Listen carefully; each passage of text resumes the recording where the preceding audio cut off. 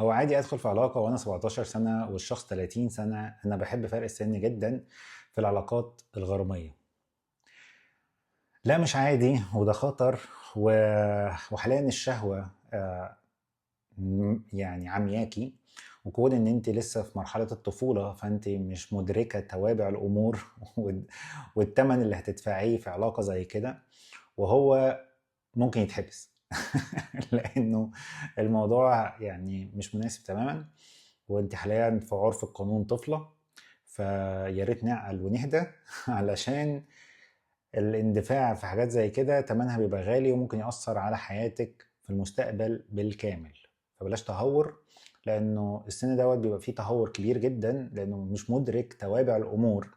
ويا ريت تسمعي الكلام وتعملي بيه، بدل ما في الاخر محدش هيدفع الثمن الموضوع دوت غيرك. وكده كده